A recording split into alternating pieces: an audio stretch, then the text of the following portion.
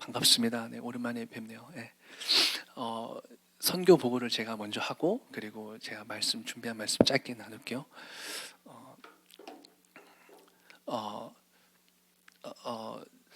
저희가 이제 지난 6월에 다시 타직에 들어갔습니다. 3월에 나왔었고요. 그때부터 저희가 타직어 예배를 시작했습니다. 근데 이제 물론 원래 3월에 타직어 예배를 이제 우리가 한번 하고 들어왔는데 그때는 좀 어떻게 했었냐면은 이제 그냥 이렇게 읽었어요. 이렇게 이제 이렇게 여러분들 안녕하십니까 이거를 이제 글로 다 써가지고 이제 읽은 거죠, 그렇죠? 그래서 이제 이렇게 읽으면서 예배를 드렸는데 사실 그게 좀 이렇게 와닿지가 않다 해가지고 좀 더 이제 한국에 있을 때 열심히 좀 더 타직을 연습해가지고 7월에는 이제 가자마자 그냥 좀 용기를 좀 더 냈죠. 원래 또 용기가 좀 부족하기도 했는데 용기를 좀 더 내서 그냥 뭐 틀리면 어때요? 어차피 외국인들 뭐 알아서 듣겠지 하는 마음으로 그냥 이제 안 보고 하자 해가지고 이제 7월달에 저희가 타직어 예배를 시작했고 감사하게도 많은 사람이 이렇게 왔어요. 몇 명 와가지고 같이 예배를 드렸어요.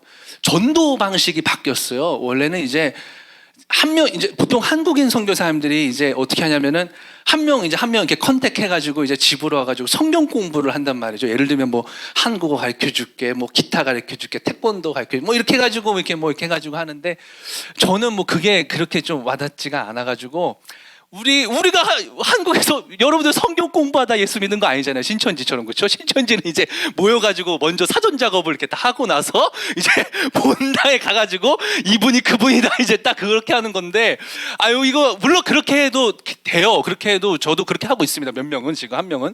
근데 나는 이게 좀 아닌 것 같다. 그래서 그냥 모르겠다. 우리가 언제 은혜 받았냐? 그냥 예배하다가 기도하다가 찬양하다가 은혜를 받잖아요. 그래서 모르겠다. 그냥 찬양부터 그냥 집으로 부른 다음에 그냥 예배부터 시작하자 해가지고 전도를 밖에서 했습니다. 그냥 밖에서 이렇게 뭐 해가지고 간증한 다음에 예수 믿으러 와라. 너 우리 예배 한번 들어봐라. 너 하나님 음성 듣는다. 너 하나님 만난다. 너 여지껏 내가 막 이렇게 해가지고 간증한 다음에 그러니까 얘가 그럼 너가 선지자냐? 이 친구들은 하나님이 감동을 주시면 선지자인 줄 알아요.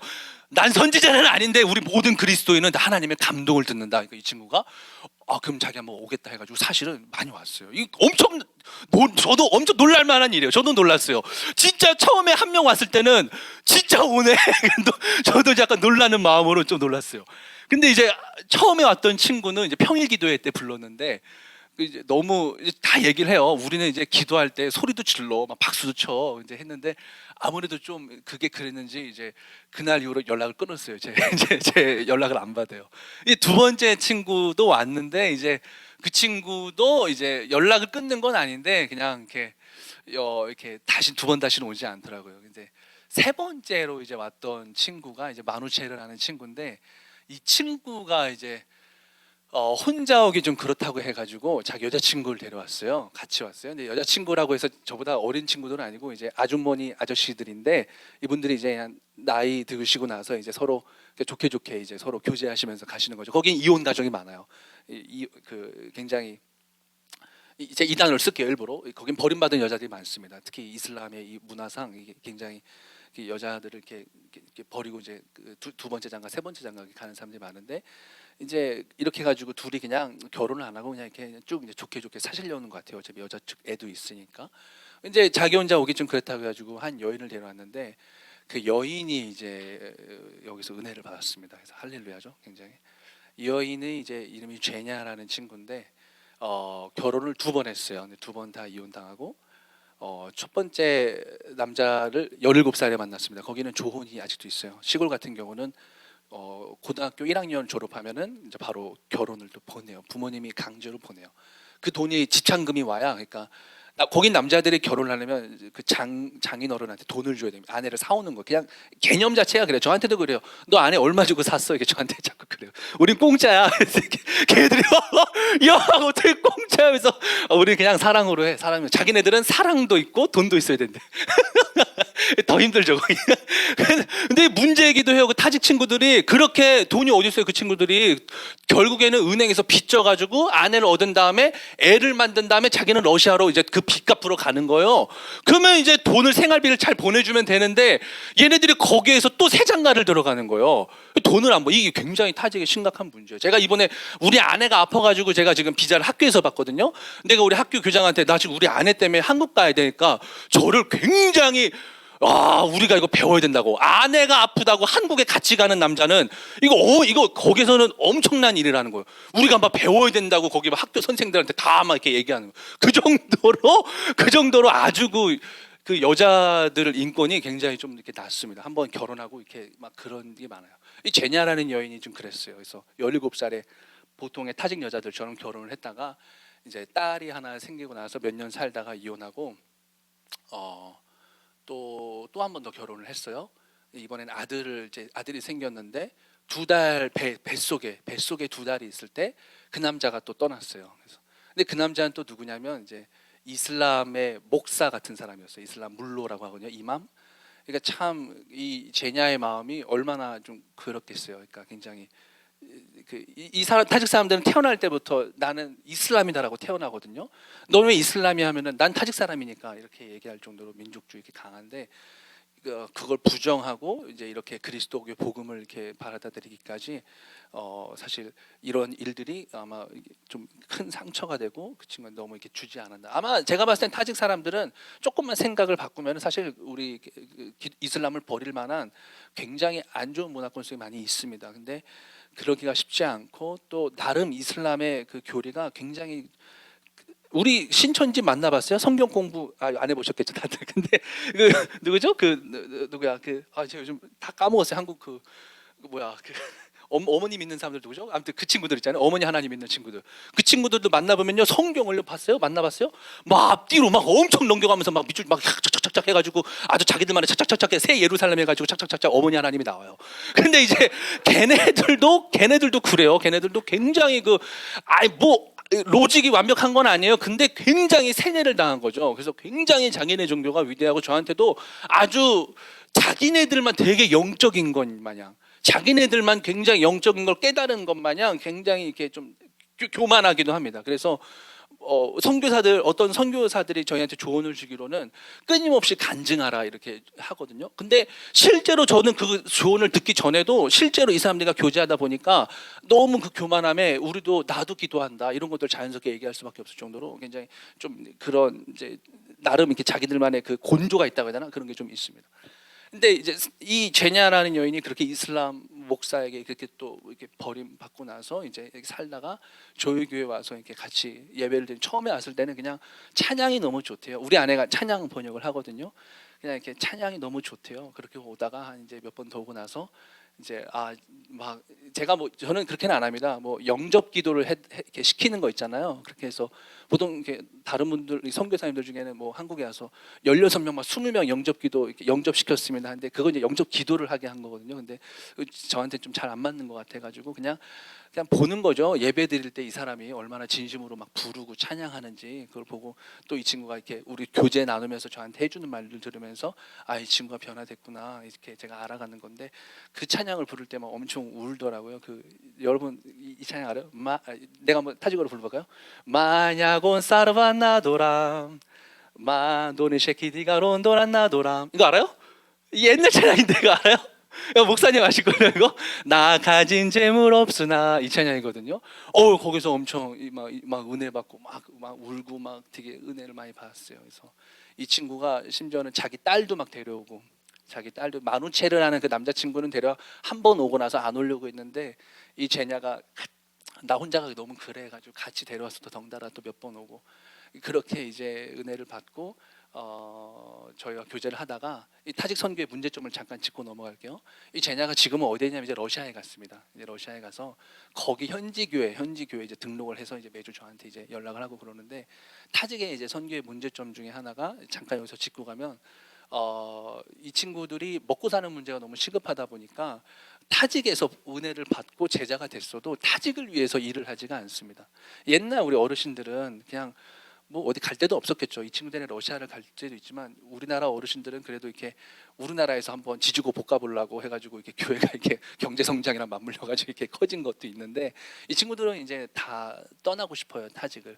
그래서 거기 한 15년 전, 제가 15년 전에 갔을 때 성도가 한 3,400명 되는 현지 교회가 있어, 그 한인 교회가 한국 목사님이 하시는 타직 사람들 교회가 있었거든요. 근데 지금 성도가 뭐 70명, 뭐 그것도 지금 코로나 때문에 한창 일을 하러 못 가서 밖에 못 나가서 국내에 머물러 있다 보니까 70명이고 지금은 아마 더 훨씬 줄었을 거예요. 한 3, 40명대로 줄었을 거예요. 그 정도로 힘들고 우리 그 인터콥 선교사님 중에 제가 인터콥에서 나오신 분 선교사님 중에 그분이 한때 막 불과 1년 전까지만 해도 막 20명이 뭐 모여가지고 예배드리고 했다라고 하더라고요. 근데 지금 5명으로 줄고 또 제가 최근에 그 현지 그리스도인이랑 이렇게 만나서 교제하는데 지금은 2~3명 나온다 하더라고요. 그럼 다 어디 갔냐? 다 외국으로 나가는 거예요. 그러니까 내가 이 땅 뭐 민족의 그막 요즘 다 까먹었는데 그 물품고 이렇게 그리스도의 거 있잖아요. 그거를 이렇게 우리나라를 복음화 뭐 이런 거에 대한 곳이 많이 없습니다. 그래서 지금 더 많이 기도하고 있는 것 중에 하나고 타지 선교의 문제점이기도 합니다.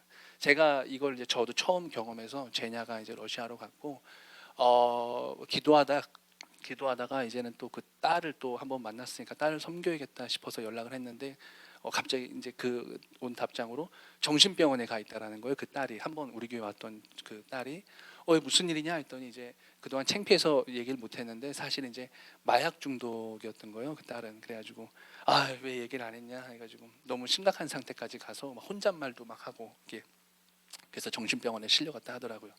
지금은 여기 한국에 오기 전까지 매주 이제 정신병원에 가가지고 그렇게 원래는 10분인데 한 20분 정도 이렇게 면회하고 거기가 너무 열악해요. 일주일에 한 번 시켜요. 거기 일주일에 한 번 시키고 나는 그 친구 이빨을 안 봤는데 우리 아내가 이빨을 봤는데 이빨에 뭐 그쵸 양치 오래 안 하면 막 엄청 껴 있는 거죠. 그게 뭐 가득했다고 하더라고요. 그래서 심각하구나. 또 먹는 걸 물어봤더니 너무 좀 취약해서 제가 일주일에 한 번씩 가서 좀 이렇게 먹을 것도 좀 넣어주고 하는데 마지막에 이 친구는 또 한번 27살인데 한번 갔다 왔습니다. 이 친구도 이 딸도 결혼을 했다가 돌아왔는데 이런 사람들이 많아요. 이게 이 친구들만의 특별한 상황은 아니고 타직에 아주 굉장히 만연하게 깔려 있는 상황입니다.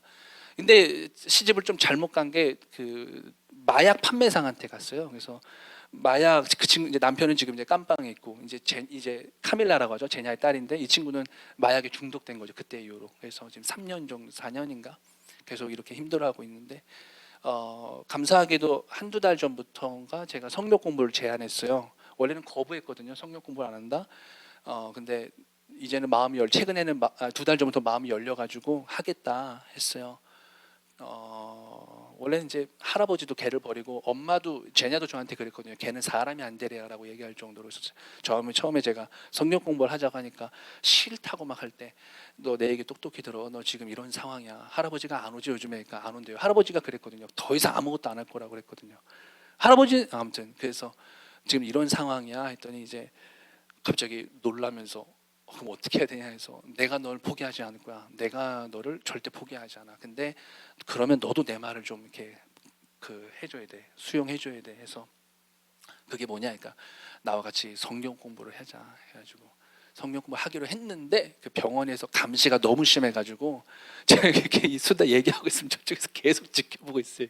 그래서 이거 어떻게 해야 되나 했는데 마지막에 그냥 포기하는 심정, 여기 돌아오기 전에 한 2주 전에 포기하는 심정으로 그냥 내가 성경 공부를 이렇게 만드는 거를 이렇게 줬어요. 이제 내가 뭐 이렇게 문답 형식이죠. 이렇게 제 이름이 제냐인데 제냐 블라블라블라 그래서 있고 카밀라 이렇게 뭐 읽고 이렇게 이렇게 쭉 2장짜리인데 그걸 줬어요. 너 혼자 공부해라. 내 다음 주에 질문할 테니까. 오기 한 주 전에 갔는데 우리 아내랑 막 엄청 울었어요. 왜냐면 이 카밀라가 거기서 이걸 다 외운 거예요. 이거를 너무 깜짝 놀랐어요. 난 안 해올 줄 알았어요. 나는 내가 그래서 안 물어보려고 했어요. 근데 그냥 마지막 그냥 혹시 몰라서 물어봤어요. 카밀라 이거 공부했어? 그러니까 공부했대요 하면서 갑자기 진짜 그거를 막 줄줄줄줄 막 외우는 거예요. 제가 막 우리 아내도 막 울고 나도 그 앞에서 막 너무 뭉클하고 그러면 우리가 어떻게 해야 되지? 또 그다음 질문했더니 그래서 막 예수 그리스도 이름 우리가 제사함을 받고 막 이런 얘기 하는 거예요. 그걸 막 줄줄줄 그대로 쓴 대로 막 외운 거예요. 그래서 할렐루야. 주님 감사합니다. 주님, 카밀라, 내가 지금 한국에 가는데 내가 2달 있다가 올 거야. 내가 너 반드시 꺼내올 테니까 조금 힘들더라도 버티고 있어. 이렇게 하고 지금 약속을 하고 왔어요. 지금 기도하기로는 모르겠어요. 저는 워낙에 공동체를 하는 게 꿈이었거든요. 그 라브리 공동체 이런 사람들처럼 이렇게 같이 살고 복음을 전하고 또 누구든지 이렇게 올 수 있는 그런 걸 꿈이었는데, 이 카밀라라는 친구가 이제 결국에는 아무도 돌봐주는 사람이 없기 때문에 아침과 저녁으로 약이 필요하면 약을 먹이고 그렇게 해서 성경 공부하고 이렇게 좀 할 수 있도록 지금 좀 기도 중에 있습니다. 여러분들도 같이 기도해 주셔서 카밀라가 또 저는 이 말씀을 되게 좋아하거든요. 그 주 예수를 믿으라, 그러면 너와 네 집이 구원을 받으리로다 하거든요. 우리 아내가 굉장히 큰 간증의 그건데, 나중에 우리 아내가 좀 한번 했으면 좋겠어. 자기 집안 얘기를 진짜 엄청 간증이 장난 아니에요, 진짜. 근데 자꾸 그런 말 하지 말라고 했는데 제가 오늘 미안합니다. 아무튼 다음에 진짜 이거 한번 꼭 했으면 좋겠어요. 아무튼 그 카밀라가 이제 구원을 받을 수 있도록. 웃긴 건 뭔지 아세요? 카밀라한테 성경책을 줬는데 카밀라가 성경책 읽기 싫다고 옆 친구를 줬나 봐요. 근데 그 옆 친구가 성경책을 읽고 있대요, 계속해서. 야, 진짜 우리 한국 기독교가 100년 전에 들어왔을 때 이런 이야기 되게 많거든요. 난 안 믿으려고 그냥 옆집 사람 그냥 성경책 선교사가 준 거 줬는데 그거 방방에 막 붙였다가 읽다가 은혜 받는 사람이 있거든요. 그냥 막 그런. 그래서 내가 그 친구 다음에 데려와라, 나에게 소개시켜줘라 해가지고 지금 그렇게 약속이 된 상태입니다. 너무 감사하죠. 또 기도하다가 이제 그 아들이 생각이 나가지고, 배달은, 그러니까 카밀라랑은 엄마만 똑같은 거죠. 근데 둘이 같이 살았어요. 근데 그날은 다 그래요. 그냥 이렇게 배달은 형제도 그냥 워낙에 못 사니까 그냥 한 집에서 같이 살고 그래요. 엄마가 같으니까. 근데 엄마도 지금 러시아로 떠났죠. 그리고 누나는 정신병원 갔죠. 그래서 얘 17살이거든요 지금. 그래서 어떻게 지내나 기도하는 가운데 좀 그래도 원래 이렇게 막 무작정 가지는 않습니다. 타직에서 무작정 해보니까 싸움밖에 안 나서 나름 이렇게 기도하고 주님이 말씀하시면 이렇게 좀 가려고 하는데, 그렇게 노력을 하는데 뭔가 이렇게 감동이 있다 싶어가지고 찾아갔어요. 근데 이 친구는 전에 만났을 때 이슬람이라고 했거든요, 자기 종교 정체성을. 넌 왜 이슬람이냐고 했더니 그냥 자기는 타직이라고 이렇게 아까 제가 말씀드린 그런 이슬람이에요.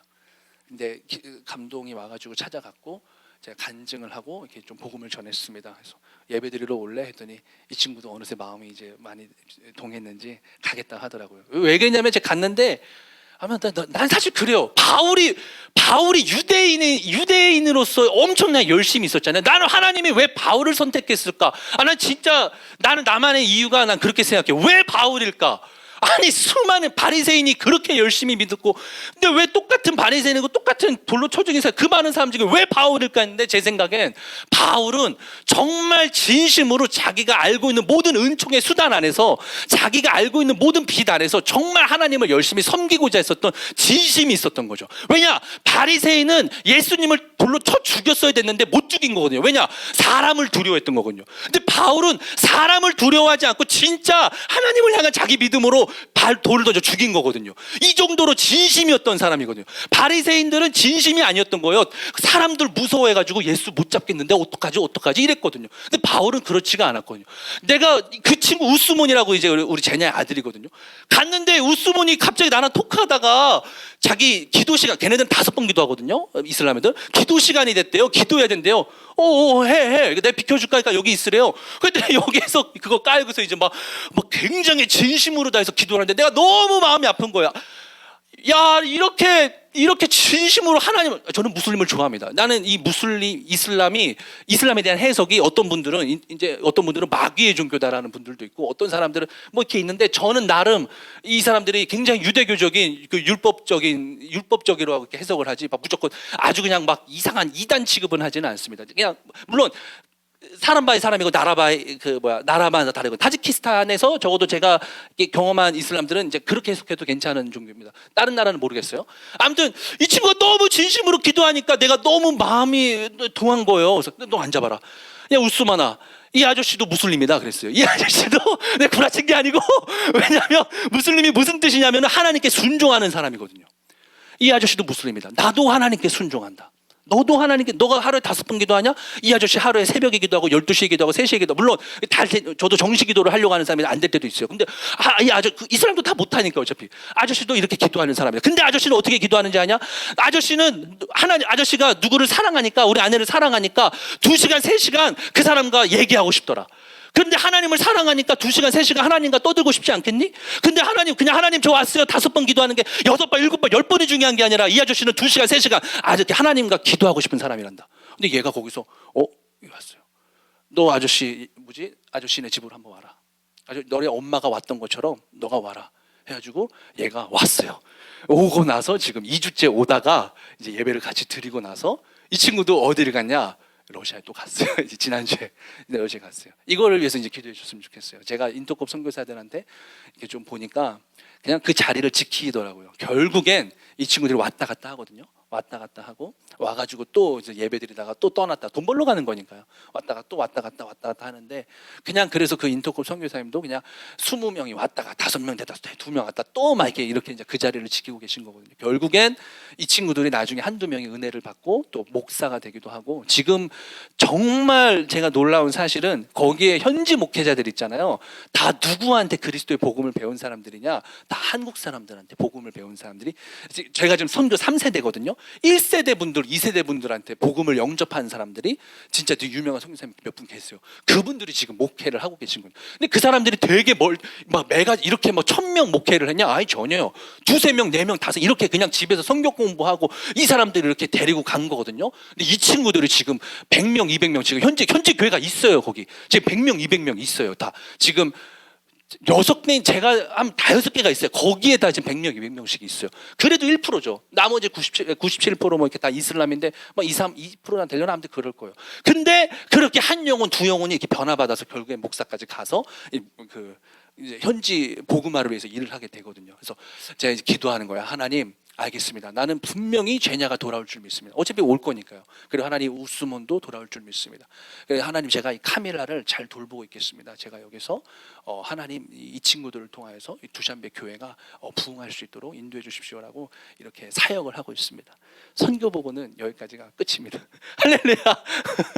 우리 뭐 이렇게 사진이나 동영상 이런 게 없고 그냥 제가 얘기로 하는 게 나을 것 같더라고요. 왜냐하면 혹시 요즘 여러분들도 아시겠지만 그냥 이렇게 사진 찍어서 막 이렇게 보여주는 것들이 좀 그렇다고 좀 판단이 돼서 그냥 이렇게 하는 걸로 하겠습니다.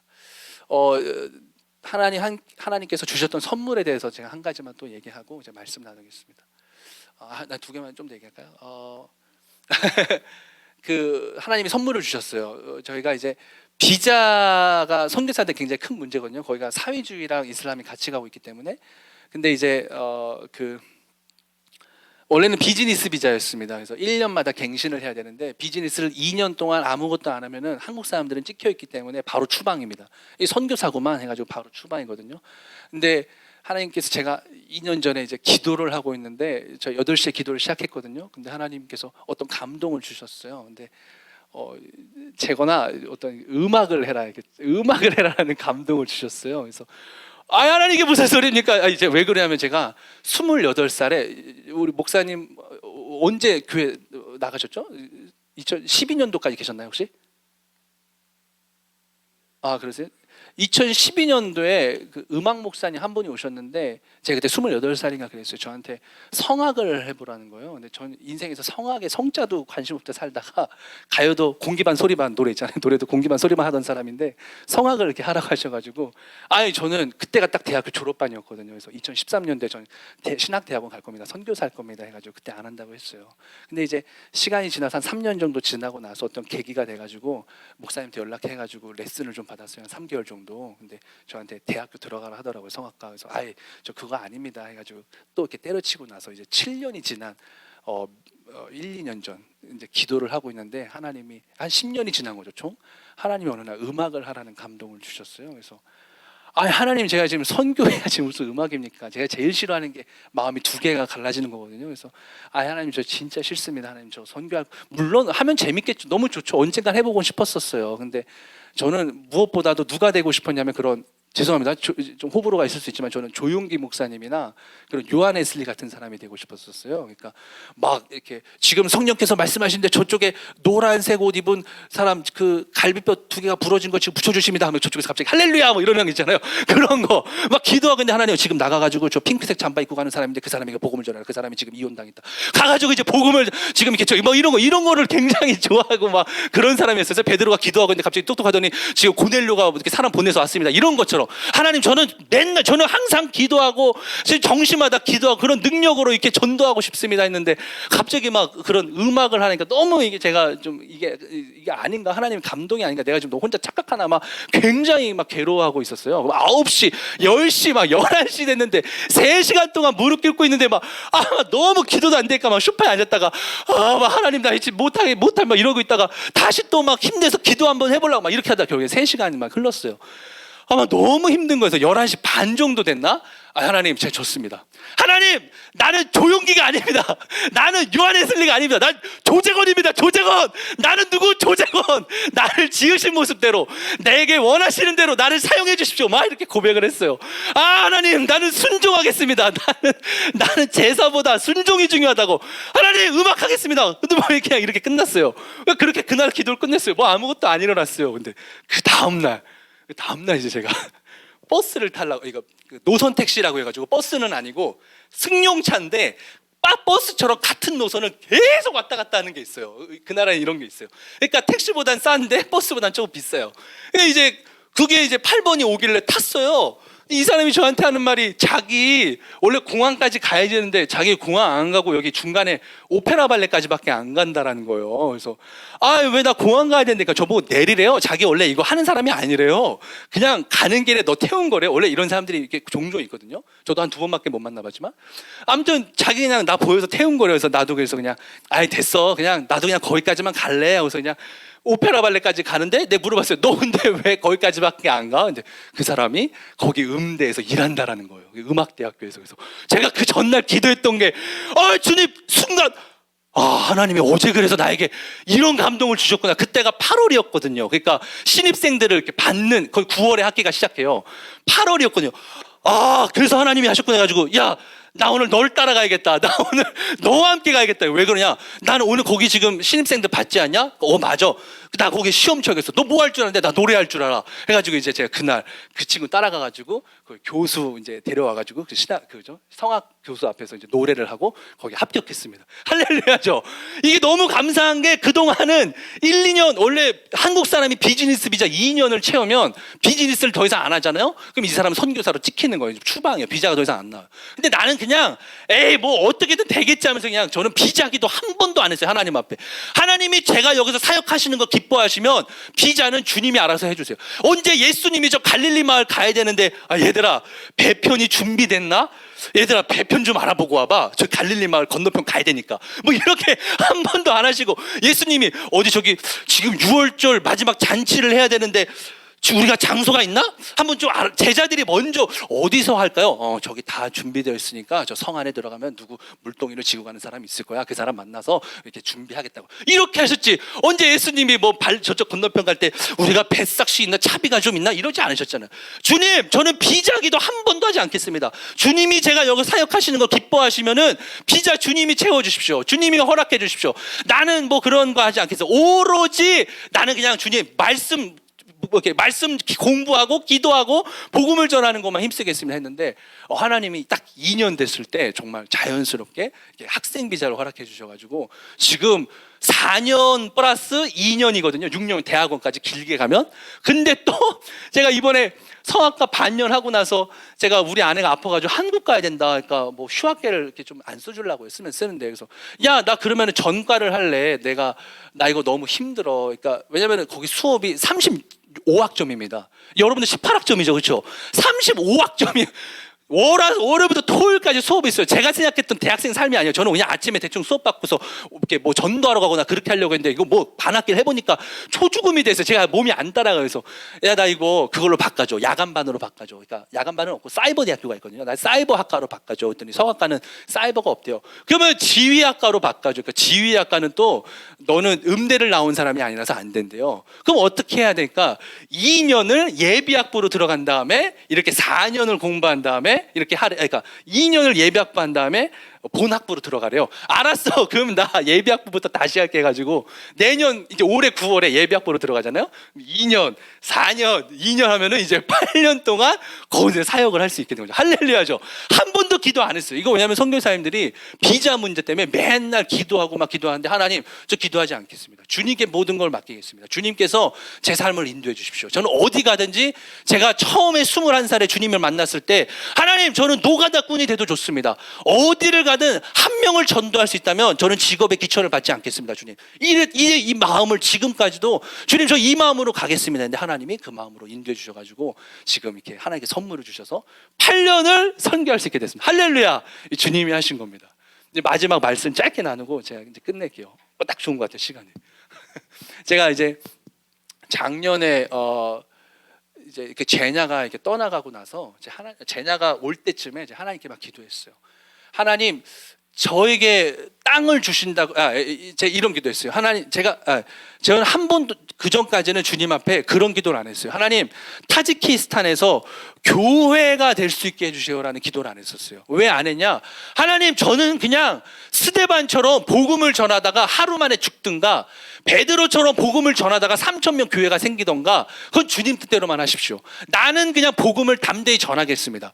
교회가 생기고 안 생기고는 주님이 하십시오. 나는 담대히 전하면 스데반처럼 그날 죽든가 베드로처럼 교회가 되든가 그건 주님의 일이지 저는 제 일이 아닙니다. 이렇게 항상 기도했거든요. 왜냐하면 교회가 막 이렇게 성도가 늘어나는 게 뭔가 제 욕심이 자꾸 이렇게 섞여 있는 그런 약간 좀 뭔가 좀 그런 게 있을 수 있는 것 같더라고요. 물론 너무 순수하게도 할 수 있지만 이면에는 약간 개인의 성공에 대한 욕심도 좀 있는 것 같아가지고 그랬었어요.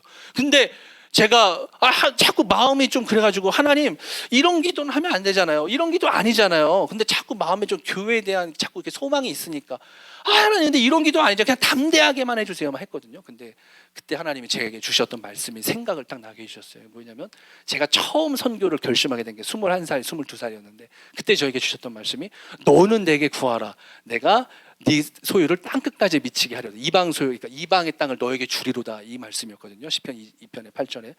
근데 그 말씀이 제게 떠오르면서 너는 내게 구하라. 내가 열방을 네 유업으로 주리라. 이 말씀이 너는 내게 구하라. 막 너무 마음이 감동이 됐어요. 예 하나님 그렇습니다. 제가 구하겠습니다. 하나님이 타지키스탄의 영혼들을 제게 주십시오. 교회를 이루어 주십시오. 이 땅을 제게 주십시오. 그날부터 엄청 기도했어요. 근데 그리고 나서 막 제냐가 오고 막 이런 일이 일어났거든요. 근데 제냐가 떠나고 나서 11월쯤에 막 제가 너무 낙심이 될 만한 일이 있었어요. 그래서 막 너무 힘들고 막 너무 바닥까지 힘들어져 있고 또 막 마음이 너무 힘들다 보니까 이제 죄송합니다. 제가 현지인들이랑도 막 싸웠어요. 제가 어느 정도로 싸웠냐면 현지인들이랑 막 진짜 제가 한국에서도 욕을 안 하는데 거기서도 막 욕을 할 정도로 또 그런 것도 해보고 싶긴 했어요. 물론 내가 현지말을 얼마나 잘하지 이렇게 좀 해보고 싶기도 해가지고 내가 현지인들이랑 어느 정도로 내가 얘네들이 나를 외국인으로 안 대하고 내가 말싸움을 할 수 있지 좀 궁금하기도 해가지고 이게 좀 막 말싸움도 좀 막 했어요. 근데 이게 사람이 화를 내기 시작하니까 이게 인격이 막 망가지더라고요. 그리고 막 아내랑도 싸울 때 제가 막 심한 말도 하게 되고 제가 너무 내 자신에 너무 충격을 받았었어요.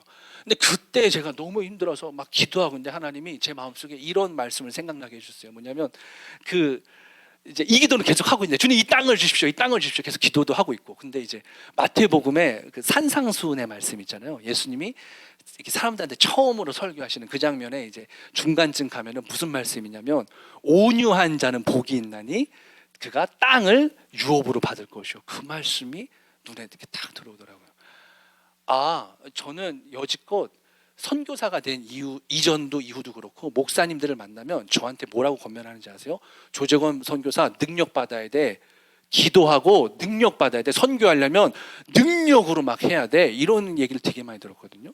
저도 그리고 약간 좀 그런 걸 되게 동경했었어요. 조용기 목사님 막 이렇게 막 손 얹으면 막 나가고, 그 교회 가보면은 조용기 목사님 지금 이제 가셨지만 예전에 가잖아요. 그러면은 예배 중간에 끝날 때쯤에 지금 성령께서 감동하시는데, 지금도 그 70세 할아버지였을 때도 저쪽에 누가 이렇게 오늘 치료를 받았으면 이렇게만 하시거든요. 아니, 저는 막 그렇게 막 그런 권능의 사람이 되고 싶었어요. 그래야 타지키스탄에 교회를 세울 수 있다고 생각했어요.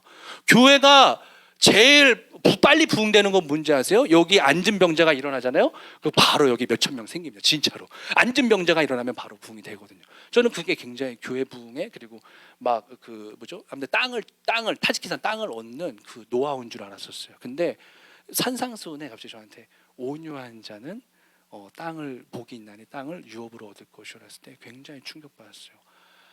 아, 땅을 유업으로 받으려면 내가 이 타지키스탄 내게 주셨던 그 말씀을 이루려면 내 마음이 온유해야 되는구나. 굉장히 좀 충격을 받았어요. 그리고 나서 이제 에베소서 말씀을 보니까 오늘 본문의 말씀이 뭐라고 적혀 있냐면, 제가 그냥 읽을게요. 내가 너희들에게 우리의 목사님들보다 더 위대한 우리의 사도 선지자가, 우리의 사도인 바울이 저한테 해주는 권면이에요. 하나님의 모든 성령의 충만하심으로, 하나님의 모든 충만함으로 너희에게 권하노니 불 받아라, 능력 받아, 이렇게 적혀 있지 않고, 저는 그런 거를 권면을 듣고 자랐는데 우리의 위대한 바울은 너희가 겸손하고 온유해라라는 거예요. 좀 굉장히 충격받았어요. 물론 항상 봤던 말씀이었고 항상 온유해야지 겸손해야지 했는데 되게 다르게 다가왔어요. 아, 온유해야 되는구나. 아, 겸손해야 되는구나. 제가 이게 왜 겸손일까 제 생각을 막 묵상을 했어요. 근데 제가 생각해서 이거인 것 같아요. 우리 태초에 하나님께서 아담과 하와를 창조하셨을 때는 율법이 없었거든요. 그때는 율법이 딱 하나 있었어요. 사과를 따먹지 말라 했어요. 생뚱맞은 너무 어처구니 없는 율법이잖아요. 사과를 따먹지 말라. 뭐 이런 율법이 어디 있어요, 세상에. 그렇죠? 근데 이 부분을 자세히 우리가 이제 묵상하고 또 이렇게 공부를 하다 보면 이제 결국엔 그런 거거든요. 하나님은 나중에 하나님이 뭐라고 하냐면은 하나님들끼리 대화하거든요. 야, 쟤네가 우리들 중에 하나같이 되었으니까 우리가 쟤네들을 이렇게 어떻게 하자. 그리고 천사들로 이 생명나무로 불칼르게 이렇게 지키게 하자, 이렇게 하거든요. 그 정도로 인간이라고 하는 건 하나님이 우리를 만드실 때 너무나도 하나님의 형상으로 지으셨다는 건 어마어마한 거거든요. 이 인간의 능력이 어마어마한데 하나님께서 딱 하나 우리에게 차별을 두신 게 있다면 그게 뭐냐면은 나는 조물주고 너희는 피조물이라는 거거든요. 다른 율법은 없어요. 다른 게 없어요. 사과를 따먹지 말라는 건 다른 게 아니고 그냥 나는 조물주고 너희는 피조물이다. 그냥 너랑 나랑 그 급은 다 이거를 좀 이렇게 알라라는 거였거든요. 그리고 이 여기에서 나오는 율법이 뭐냐면 겸손하라는 겁니다. 하나님 앞에 겸손하라. 그러니까 넘지 말라는 거죠. 마귀가 우리한테 유혹했던 것도 너가 하나님처럼 될 수 있다라고 이제 얘기했던 거거든요. 결국엔 우리에게 태초부터 우리에게 요구되었던 제일 중요했던 말씀은 겸손인데, 제가 이제서야 아는 건 왜 그렇게 성령 사역자들이 성령님 제게 말씀해 주십시오 막 자기가 능력이 있어서 막 그냥 나댄 게 아니라 철저히 하나님 앞에 엎드리고 하나님 앞에 이렇게 전적으로 순종할 때 주님이 말씀을 해주시고, 그때 진짜 내 안에서 완전한 내 인간의 형상, 그러니까 하나님의 능력이 내 안에서 나타나게 되는구나라는 걸 알게 됐어요. 제가 이제부터 기도하는 것은 하나님 제 온유하게 해주십시오. 더 겸손하게 해주십시오. 하나님의 모든 충만하심으로 내 안에 온유한 열매가 맺게 해주십시오. 기도합니다. 여러분들도 생각나실 때마다 타지키스탄에 저 이름도 바꾸고 싶어요. 조온유로 기도해 주셔서 정말 타직의 교회가 진짜 능력으로 이렇게 성장할 수 있게 기도해 주시면 행복할 것 같습니다.